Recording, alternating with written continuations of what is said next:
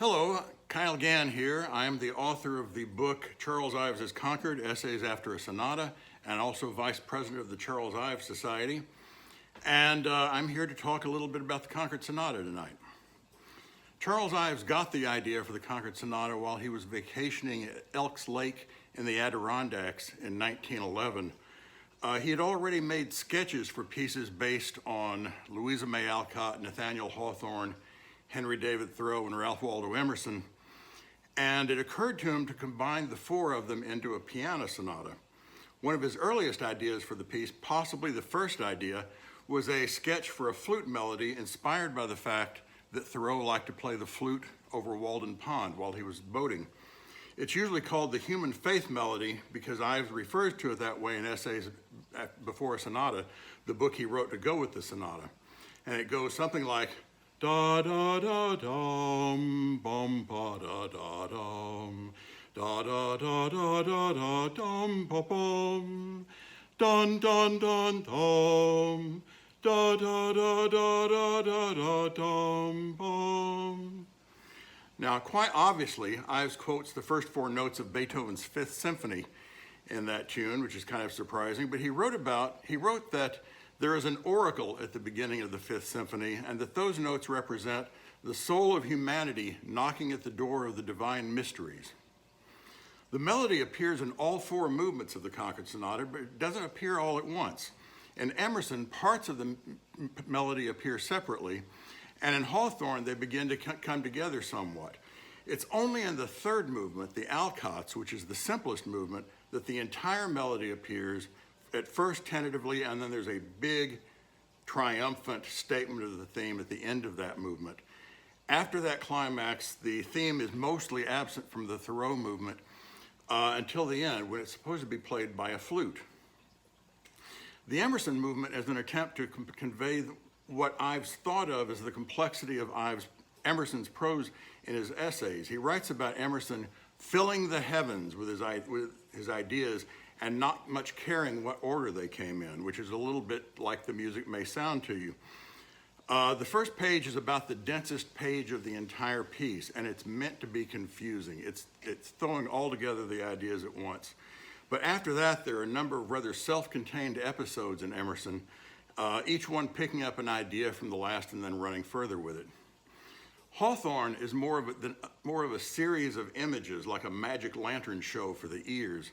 Ives was inspired by Hawthorne's 1843 story, The Celestial Railroad, which was in turn a satire on an old book that used to be very famous, Pilgrim's Progress by John Bunyan.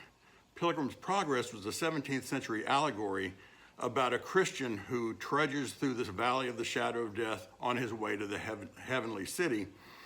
And Hawthorne wrote a sarcastic story about how today you can just take a convenient train and it's to the heavenly city and it's no longer an arduous journey. And so the chugging momentum of a train occurs frequently in Ives' Hawthorne movement. The first slow passage in the movement is where Ives requires a narrow board with felt on it to press large masses of black keys at once, letting the sound swirl around the melody below. It's very poetic, and I think it represents Phoebe's garden in the novel The House of Seven Gables by Hawthorne, which Ives mentions as one of his references. The rest of the movement has contrasts of various genres, including a marching band, a pilgrim's hymn, and a lot of what Ives thought of as ragtime, which doesn't really sound like ragtime to us, but just a lot of frenetic, syncopated melody. Then near the end, there's a kind of marching band fantasy on the tune Columbia of the Gem of the Ocean, which was a popular patriotic song of the 19th century and one that Ives quoted in many of his pieces. The Alcotts movement represents the family of Louisa May Alcott, who were depicted in her famous novel, Little Women, and particularly her father, Bronson Alcott, who was a Transcendentalist philosopher and a close friend of Emerson and Thoreau. Alcott was kind of ineffectual and mild-mannered, while Louisa May had a hot temper and was kind of a firebrand who couldn't always contain herself. And so you get these big contrasts in the Alcott movement. The Human Faith melody is heard tentatively at the beginning, mixed up with an old hymn called the Missionary Hymn, which also has the Beethoven's fifth motive in it. The middle part of the movement sounds like 19th century parlor music and is supposed to represent Beth playing the piano in Little Women, Beth being the character who was based on Louisa May's actual sister Lizzie, who died young. Then the ending becomes contentious and breaks into a grand statement of the human faith melody in such large chords that it sounds like it's trying to transcend the limitations of the piano. Then Thoreau starts soft and mystically with what Ives says is the mist rising from Walden Pond. Ives says specifically that the first half represents Thoreau walking around Walden Pond, and you can hear 3 sets of accelerating footsteps in succession. But then, Ives says, Thoreau falls into a rhythm of submission to nature, and there's a repeating figure that comes up from the bass over and over again. Dum, bum, bum, dum, bum, bum, bum, bum, bum. Now over this, in a different key, the right hand plays a tune that starts with the opening notes of an old Stephen Foster tune called Masses into Cold, Cold Ground, or alternatively Down in the Cornfield. It may seem odd that Ives would use that tune, but it was his father's favorite tune, reportedly, and seems to have a lot of sentimental associations for Ives. Then the music grows more agitated and finally breaks into the human faith melody, but played by a flute. If you use a flutist for the performance. Some pianists don't, they just play the tune on the piano. And that's supposed to be Thoreau playing on Walden Pond.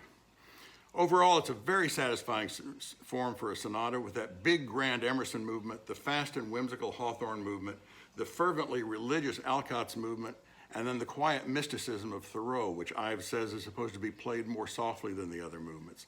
Altogether, it's a very moving and original work, and I can't wait to hear my friend Don Berman play it.